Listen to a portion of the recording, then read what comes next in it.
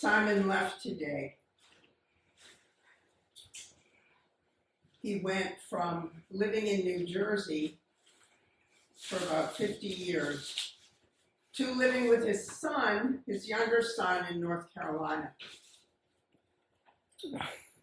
When I first met Simon, it was at a Buddhist center in New York City, and he seemed like a stuffed shirt when I met him. So we really didn't connect. But then I went to live at a Buddhist retreat center for 2 years up in Vermont, in a place called Carmichael, and that's where he and I connected. We've had many emanations in our 30-year friendship. And first, at Carmichael, it was, we got engaged, and we tried living together. That didn't work. And then it became friends with benefits. That was fine. Then it became friends. And now I think it's more like brother and sister. So I get a text from him a couple of weeks ago saying I got kicked out of my apartment. I'm coming. So he arrived about 4 hours later, and he was really depressed, and he was even talking about suicide. And I didn't know what to do. I knew this was much bigger than all of us. And it's really funny, what I learned too is even though I've known him for 30 years, there were so many secrets. I think we all do it. But he hid so much from a lot of people. He never asked for help, never asked for support. And he was so busy taking care of other people. I just saw that he truly did not know how to take care of himself. And it was scary to really see it right in front of me. And he was completely overwhelmed and paralyzed because everything had fallen apart that he had tried to hold together. And his mom had died a couple of years ago, and that was really the closest woman he was. He was the closest with her. And I think what he was trying to do, because he was trying to sell the house they lived in since he was a little boy, to another apartment, he was trying to take everything with him. I think it was trying to hold on to Mama. This is me, from what I saw. But I knew it was too big for me, so I reached out to his granddaughter, who I'm friends with, who lives in New York, and I told her what was happening. And she immediately, and I said, this is too big for either one of us. This is for the family. The family needs to rally together. He needs help. Everything's completely falling apart. So anyway, God bless her, she did rally the family. And they had meetings, and I think 1 minute he would feel good, and then the next couple of hours he'd go back into depression. And I have a small apartment, so there was no separate room. He kind of just took over the main room. So I had to have some sort of a boundary of how long he would stay, which would be 2.5 weeks. And his granddaughter, she assured me that he would be gone in 2.5 weeks. And it did happen. And he ended up flying from New Jersey to North Carolina to be with his youngest son. And his granddaughter and her boyfriend, they just took care of everything with his house, moving the furniture, and all the stuff that needed to be taken care of that had fallen apart. So he's safe now in North Carolina. But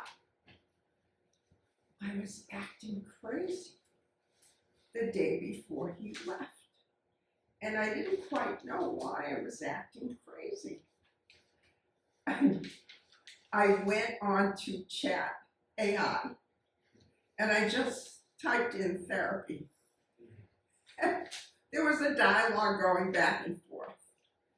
And then finally, and I was arguing with whatever Chat AI, and I said, no, this is what happened, that's what happened. Anyway, what I got out of it, I was grieving. And why am I grieving? And I am grieving now, baby. I am grieving now. I had an amazing support system.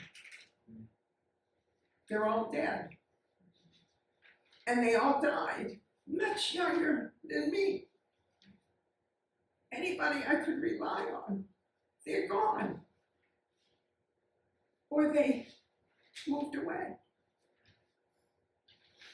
And it's really interesting when you get to a certain stage in life where you look around and all of a sudden go, everybody's gone. And it's like, to start over, to make friends, it is so hard. Because most people, they have their set lives. They don't want to make new friends. At least that's been my experience so far.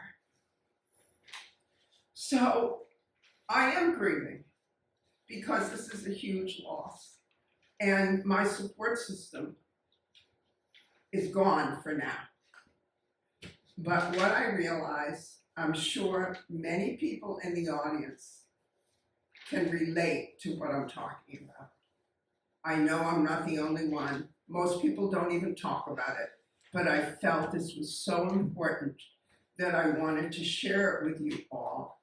And I wanted to say to you, don't give up. Find other ways to meet new people. And I'm saying it to myself. Don't give up. Thank you.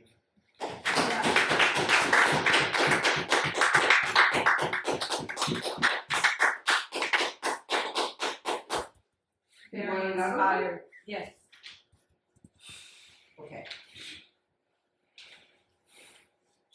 This is an old one. This is fun. I hope.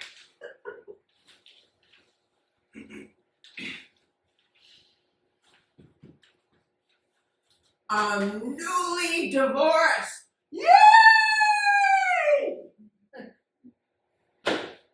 But now, oh my God, I've been in theater for 10 years.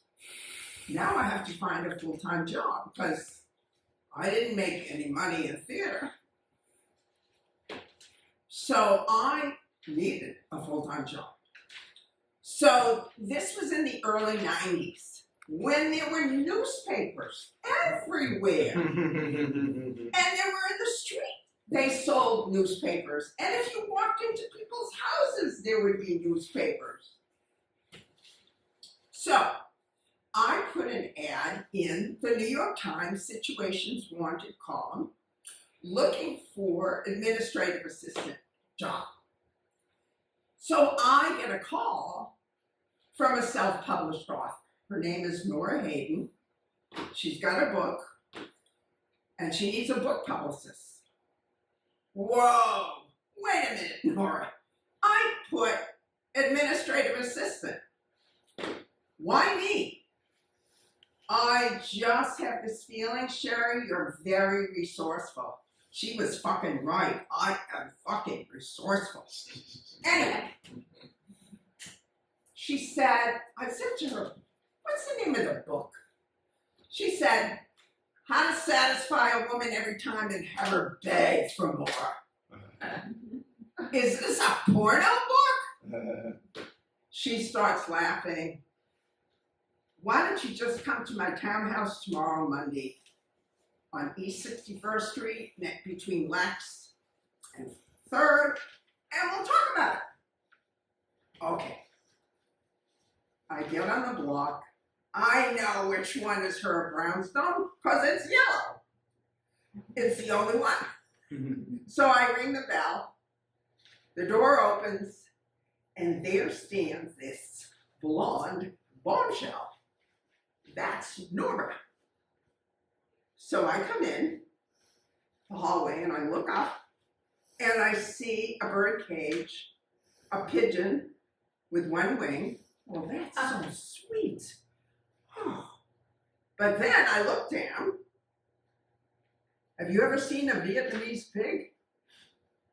A Vietnamese pig was running around. And what is going on? But it wasn't summer, and she opens up these French doors out into this gorgeous flagstone patio. Gardenias, snapdragons, roses, gorgeous. And then, to his side, there's a desk, a media book, and a phone. That's where I work. So, she said, by the way, the book is 12 years old. Holy crap, 12 years old. But guess what, I took the job. I was desperate, I just took it. So I was to start in 2 weeks. Anyway, within a couple of weeks that I was working for her, she tells me I'm the best she ever had. Huh? What? She said, Sherry, I listen to you. You can turn a no into a yes. She's right. And I'll give you an example. There was this show, Imus in the Morning. We later found out, years later, what a big fucking racist he is. But anyway, at the time, he was huge. He was all across the United States. So I would call the producer once a week for 4 weeks and leave a voicemail. Finally, the 5th week, Patrick, hi, this is Sherry Rosen with Nora Hayden and How to Satisfy a Woman Every Time and Have Her Beg for More. If I hear that name one more time, I'm gonna scream. Patrick, it's my job. I am telling you, you gotta book Nora with Imus. They will love each other. Please, you've got to do it. You've got to do it.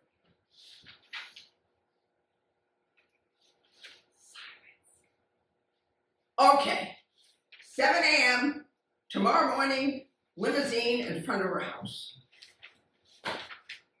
He had her on for 5 years, at least once a month. That's how fabulous they were together. And you know, the reporters in New York knew Nora. So when they heard this book was 12 years old, they were making fun of her and they were making fun of me. I went, oh, this is a great way to start out as a book publicist. But guess what? Within 6 months, the book went on to the New York Times bestseller list. This 12-year-old book, and it stayed there for 64 weeks. And here I was, thinking I was awful in business, that I had nothing to offer. And what it showed me is that I had talent, I had skill, without even knowing it, and I was good at something in business. And you know what else was great?